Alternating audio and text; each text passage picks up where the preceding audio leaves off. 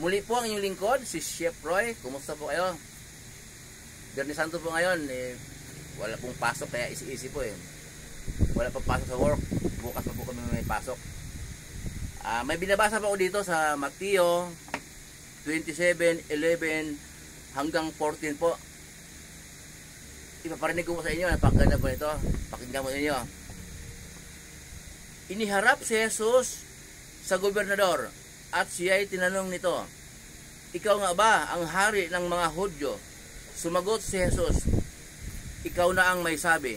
Ngunit nang paratangan siya ng mga punong pari at ng mga pinuno ng bayan, hindi siya umimik.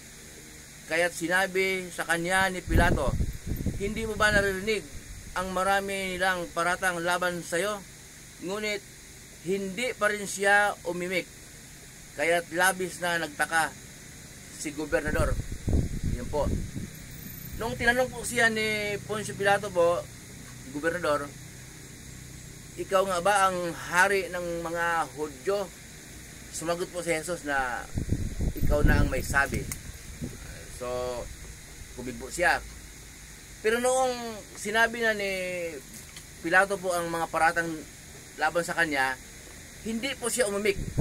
Pinaratangan po siya ng mga punong pare, pinaratangan siya ng mga tagapagturo ng kautusan, mga pinuno ng bayan. Pinaratangan po siya na siya po yung nagturo ng mali daw. Nilapastangan niya ang Diyos.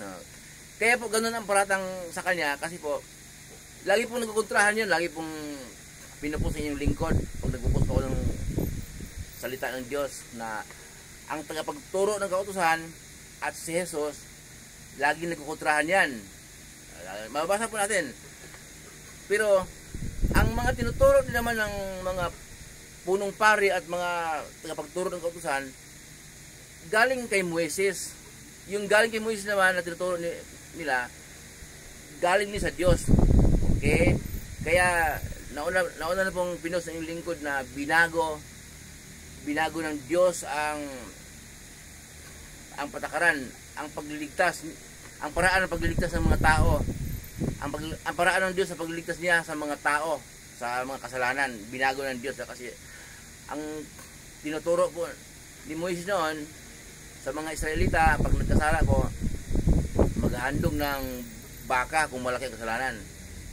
Kung maliit, kalapate. Kung hindi masyado malaki at hindi masyado maliit, tupa.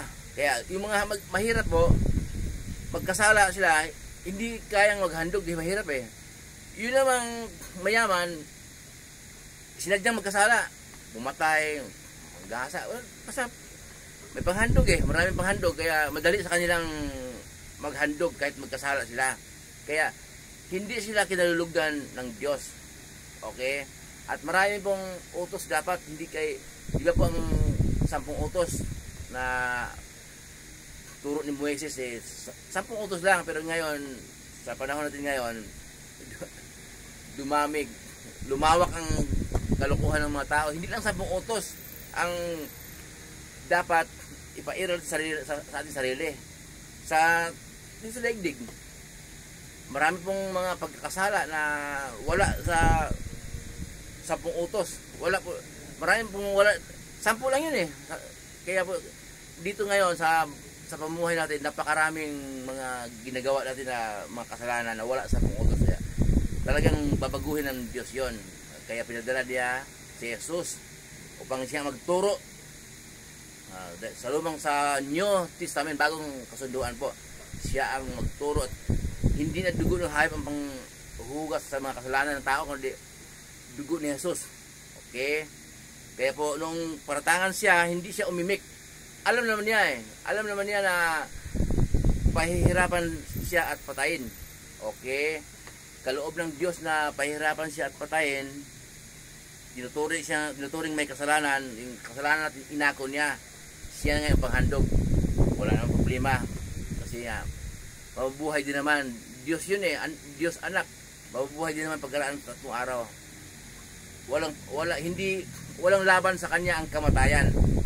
Diyos siya eh. Kaya talagang alam niya na ano siya, yung pahihirapan, tapos patayin, kaya hindi siya umimik, hindi na siya kumibo na kasi pagkaiba turo namin, kaya nainggit sa akin, nawala yung mga ibang member nila, yung collection nila humina, ay napunta na kay Jesus, kaya nagagalit ang mga tagapagturo ng kautusan, sa humina ang kanilang income doon sa sinaguga, doon po sa kung saan ginaganap yung pagtuturo ng lumang tipan, sinaguga po tawag noon.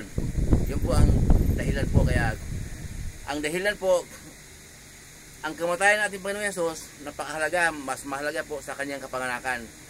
Kasi kung walang kamatayan si Jesus, walang kapatawaran ng ating mga kasalanan. Okay? Kaloob ng Diyos Ama na mamamatay siya. At ang paraan ng kanyang pagkamatay, hindi nakagat ng aso, hindi nahulog sa bayabas, kundi pinatay siya, yung lumang tipan ang nagkukontrahan, kaya yun ang dahil kaya pinatay siya. Lumang tipan na tinuturo ng mga eskriba at mga purong pare, yun po ang nagkukontrahan, kaya pinaratangan siya, iniharap siya sa gobernador para parusahan ng kamatayan. Yun po. Muli po yung lingkod, si Chef Roy, mag-iingat po kayo lahat. At ingatan niyo kayo ng Diyos, siyempre mananalangin bago umalis.